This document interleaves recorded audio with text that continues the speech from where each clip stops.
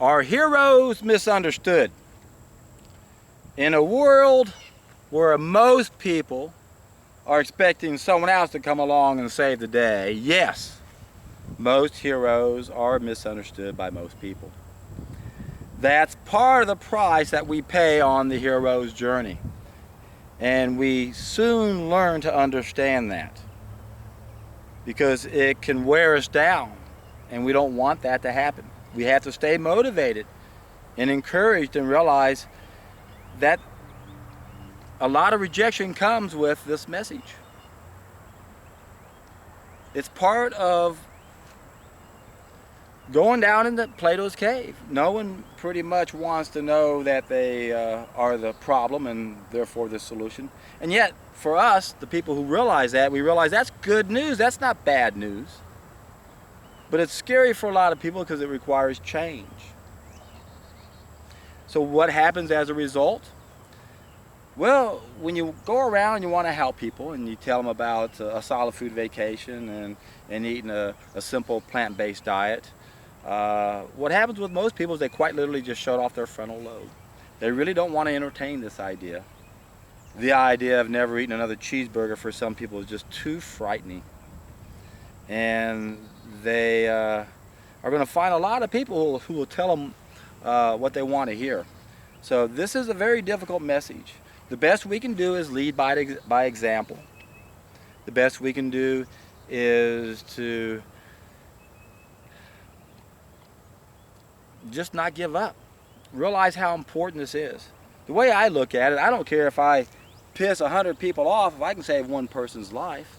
Of course, I don't want to go around pissing anybody off. But that's what happens when you rain on someone's parade. So that's what effect heroes do, is when you find someone without the ears to hear, you're raining on their parade. They don't want to know that what they're doing is wrong. Everyone wants to think they're doing something right. And although a lot of people know they're doing things wrong, and they still do it right, well, why is that? Well, I've explained this before. Deep down, everyone knows something's wrong. Something's missing, but most people can't put their finger on it. So what do? We turn to the wrong food or sex or drugs or money or relationships or something to distract us, hoping that that will fill our void. The void that we need to be filled are these biophotons. It's the coherent sunlight energy that allows our cells to communicate. This is faster than light communication. And this is not the same thing that our body's made out of. Remember, 96% of our body, assuming we don't have any waste matter inside of us, are made up of 4 main elements. Water is made up of those 4 main elements.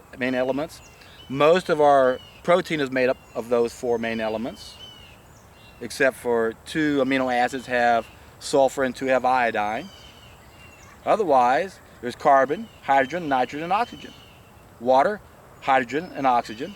How about fat and carbohydrates? Carbohydrates, hydrogen, and oxygen. Everything else are those 4 main elements. How about melanin? 4 main elements. That's not light. This is a solid element. The only thing that is not included in those 4 main elements would be our minerals, and that represents maybe 4% of our body.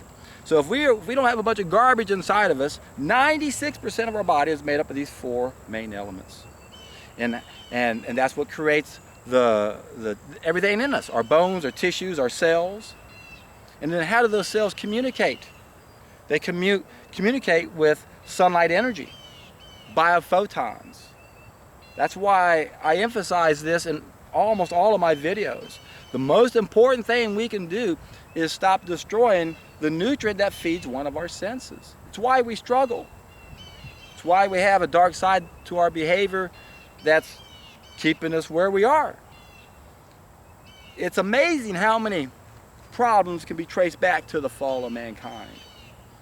And it's interesting how every culture knows this happened. Every culture talks about a golden age. There was a time when things were great.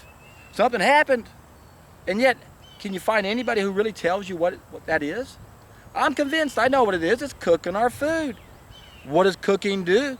It ruins it. It alters it. It alters us. The main thing it alters is it destroys the sunlight energy. that cells use to communicate. I'm not talking about carbon or hydrogen or nitrogen or oxygen or any of the 10 million compounds that the carbon makes on this planet. I'm not talking about those.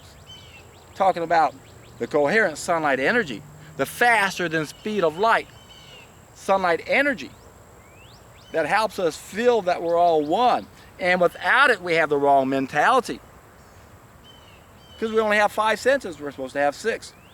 Most of our problems can be traced back to the wrong mentality. If we could just change our mentality, we could put an end to most of the problems we face right now.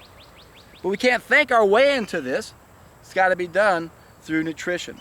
We got to stop destroying the sunlight energy in our food. Cooking destroys the sunlight energy in our food. And I know how hard it is to stop eating cooked food. Giving up meat was easy. Giving up alcohol easy. Giving up cigarettes easy. Cooked food, now that's hard, I know. And I also know the easiest way to control things that are controlling us, no matter what it is, whether it's that glass of wine or steamed broccoli.